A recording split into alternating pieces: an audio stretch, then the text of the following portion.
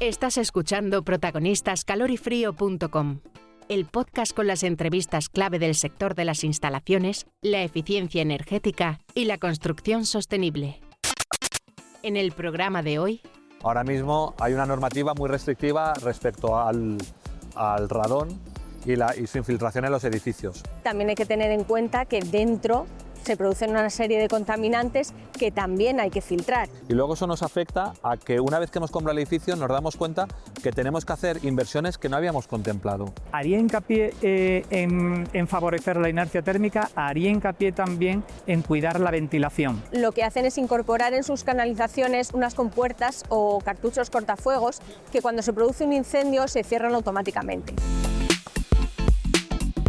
Soy Isa García. Acompáñame en este episodio porque vamos a poner el foco en un aspecto fundamental y a veces olvidado en la rehabilitación de edificios: la seguridad y la salubridad. Cuando hablamos de construir o rehabilitar de forma sostenible, no solo debemos pensar en eficiencia energética, sino también en cómo los espacios que habitamos afectan a nuestra salud y bienestar. Hoy le tomamos el pulso al mercado de la seguridad de los edificios y exploramos cómo avanzar hacia una rehabilitación más completa, capaz de responder a las verdaderas necesidades de las personas. Para ello contamos con la participación de 3 profesionales que nos aportan una visión técnica y estratégica desde distintos ámbitos. Lucía Velasco, responsable de marketing de Aldes, especializada en ventilación para la salud. José María Gómez, director de unidad de negocio en SICA, experto en durabilidad de los materiales de construcción, y Francisco José Sánchez, catedrático en la Universidad de Cádiz y colaborador de Baublog. ¿Qué valoración puede hacernos sobre el estado del parque de viviendas actual? José María Gómez. Bueno, yo creo que ahora mismo para el sector de la construcción tenemos unos años desafiantes. Tenemos que tener en cuenta que de las aproximadamente 26 millones de viviendas que hay en España, el 80% de ellas fue construida antes de la emisión de un código técnico, con lo cual tenemos un parque de viviendas envejecido que tienen unas necesidades de mantenimiento y sobre todo unas necesidades de adaptación a las nuevas normativas que nos vienen desde Europa en relativo a las emisiones. Ahora mismo tenemos un gran impacto con la introducción de la EPDB, que está a falta de ser aprobada en el Parlamento, en la que nos va a obligar a todos, a los usuarios, a los técnicos, a los arquitectos, a los fabricantes, a adaptarnos a unas necesidades en cuanto a las emisiones del edificio que creo que van a ser realmente desafiantes. Con lo cual, a tu pregunta, el parque es un parque adecuado, envejecido quizás, que necesitará actuaciones para mantener su durabilidad o su resistencia en los próximos años.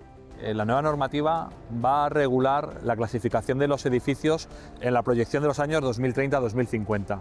En el 2050 el 100% de los edificios deberá ser categoría A, pero lo que está claro es que nos va a exigir a todo el sector a unos cambios en la forma de construir, en la forma de mantener y en la forma de entender cómo son nuestras viviendas. Prácticamente el 90% de las viviendas van a tener que hacer alguna actuación importante de aquí a 2050. ¿Existe una mentalidad de rehabilitación, una cultura del mantenimiento en el usuario de las viviendas? Uno de los grandes déficits que tenemos en relación a nuestro parque de viviendas es que el usuario no tiene en su pensamiento lo relativo al mantenimiento de su edificio. Tenemos muy claro cuando lo compramos en qué barrio lo elegimos, si nos da la hipoteca o no nos da la hipoteca, si nos gusta la orientación, pero factores como mantenimiento, cuándo ha sido la última inspección técnica del edificio, cuáles han sido las actuaciones que se han realizado desde su construcción, de qué antigüedad tiene, no entramos mucho a valorar esas cosas. Y luego eso nos afecta a que una vez que hemos comprado el edificio nos damos cuenta que tenemos que hacer inversiones que no habíamos contemplado. O en nuestro día a día no contemplamos un remanente de nuestros ingresos para hacer el mantenimiento del edificio. Sí lo hacemos con el coche, que cuando se compra un coche tenemos enseguida en cuenta el mantenimiento que se le va a hacer. Pues el edificio es igual. Se construye, se mantiene y debe ser el usuario el que tenga esa concepción de mantener su edificio. ¿Cómo podemos mejorar la salubridad de los edificios antiguos? Francisco José Sánchez. A la hora de rehabilitar hay que tener en cuenta muchos aspectos. Fundamentalmente es hasta cuánto te quieres gastar en la rehabilitación, porque para saber cómo de profunda va a ser la rehabilitación, hasta dónde vas a llegar. ¿Vas a sustituir muros? ¿Vas a sustituir ventanas? ¿Qué es lo que vas a cambiar en la rehabilitación? Eso es lo primero que tendríamos que plantearnos. Una vez visto, una vez tomado una decisión, ¿vale? Lo mejor que podemos hacer es hacer una rehabilitación que no vaya a perjudicar el edificio en pérdida de ese tipo de propiedades que he mencionado antes. Hay muchos tipos de rehabilitación que al final se acaba perdiendo la inercia térmica. No se le presta la atención adecuada porque muchas veces desde el punto de vista normativo no se le ha dado la importancia que tiene. Por lo tanto, yo haría hincapié en favorecer la inercia térmica, haría hincapié también en cuidar la ventilación. La ventilación, por supuesto, hay que garantizarla, porque la ventilación es lo que nos va a evitar que haya condensaciones, nos va a dar una calidad de aire interior, sin duda, pero la ventilación debe estar controlada. ¿Cómo contribuyen los sistemas de ventilación mecánica controlada a mejorar la salubridad de los espacios? Lucía Velasco.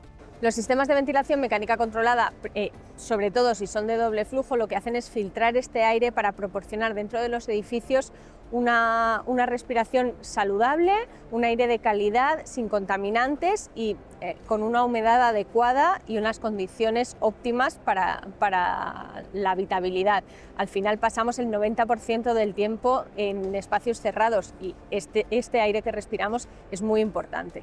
Nosotros no podemos tener las ventanas abiertas permanentemente, además de los diferentes contaminantes que también tiene el aire exterior, y entonces este aporte de aire limpio continuo es la manera que tenemos de preservar la salud. Ahora mismo hay una normativa muy restrictiva respecto al radón y su infiltración en los edificios.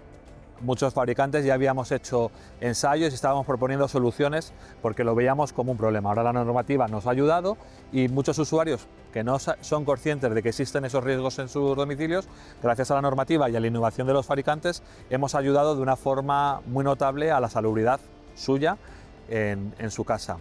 En la actualidad, los sistemas de ventilación de doble flujo incorporan una tecnología que nos permite evacuar el gas radón. Este gas es muy peligroso y es la segunda causa después del tabaquismo del cáncer de pulmón, la primera en no fumadores, y lo que conseguimos con ello es aislar la vivienda y poder evacuar este contaminante tan nocivo.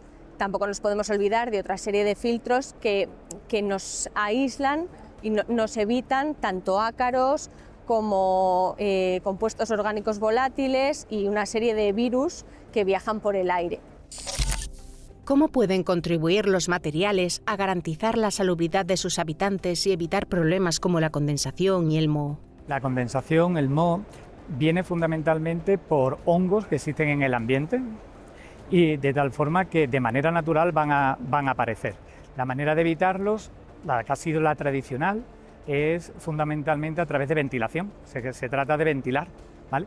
Hay otras técnicas, por ejemplo, usando a lo mejor materiales aislantes, porque los mohos crecen fundamentalmente cuando la pared está muy fría.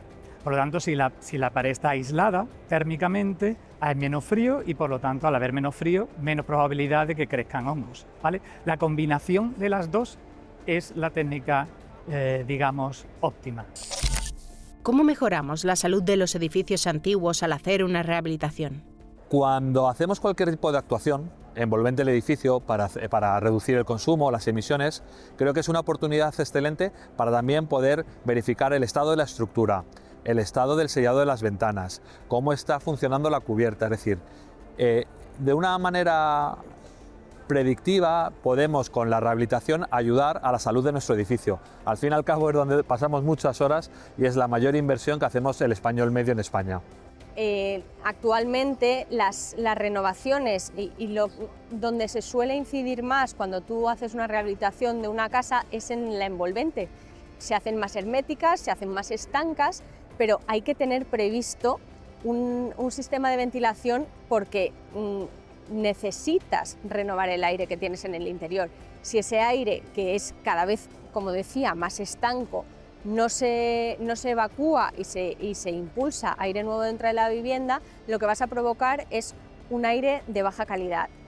Además, esto supone un posible síndrome del edificio enfermo, que al final son patologías que el propio habitante del edificio sufre pues bien por humedad excesiva, por falta de humedad, por contaminantes dentro de su propia vivienda, y no hay que olvidarse tampoco de los daños que puede hacer en el edificio, problemas de humedades y una serie de características que no podemos olvidarnos a la hora de hacer una rehabilitación, porque al final eso va a haber que solucionarlo en el futuro. Tal y como está avanzando la normativa, los edificios que ahora mismo no cuenten con una serie de sistemas, como puede ser el de ventilación mecánica controlada, se van a quedar obsoletos y no van a tener salida en el mercado inmobiliario futuro. Hay directivas que exigen una eficiencia, unas características, con lo cual es muy importante que mejoremos nuestros espacios interiores para poder mantener el mercado.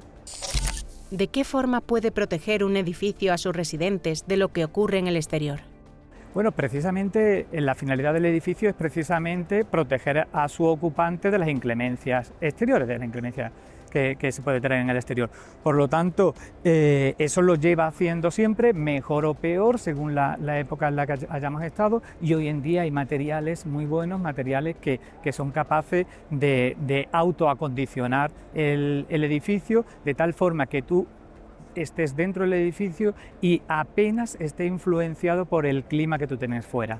Fundamentalmente lo que estamos hablando es de que las temperaturas que tú vas a tener en el interior, gracias precisamente a la inercia térmica, no solamente a la transmitancia térmica, que es a lo que casi siempre se le ha dado mayor peso, ¿vale? Pues precisamente esa combinación óptima de transmitancia e inercia hacen que las temperaturas sean estables, que apenas tenga influencia del exterior y te esté protegiendo al usuario, al ocupante al fin y al cabo del edificio. Hoy en día los sistemas de ventilación lo que hacen es incorporar en sus canalizaciones unas compuertas o cartuchos cortafuegos que cuando se produce un incendio se cierran automáticamente. De esta manera no se permite que el fuego o el humo pase de unas estancias a otras, de manera que controlamos el incendio y damos tiempo a los servicios de extinción para llegar, protegiendo la vida de las personas y el aire que respiran, y aguantan hasta 400 grados durante 2 horas. Si además de tener un sistema de ventilación dentro de los hogares, tuviéramos uno en las zonas comunes de los edificios, podríamos incluso aumentar el tiempo en el que una persona puede evacuar el edificio de manera segura. El episodio de hoy nos deja una idea clara. Rehabilitar no es solo renovar fachadas o reducir consumos, sino garantizar entornos seguros, saludables y duraderos. Desde la ventilación hasta la elección de materiales. Cada decisión en la construcción o rehabilitación tiene un impacto directo en quienes habitan los edificios. Gracias por acompañarnos en protagonistascalorifrio.com. Te esperamos en el próximo episodio para seguir descubriendo cómo hacer del sector de la edificación un espacio más humano, innovador y sostenible. ¡Hasta pronto!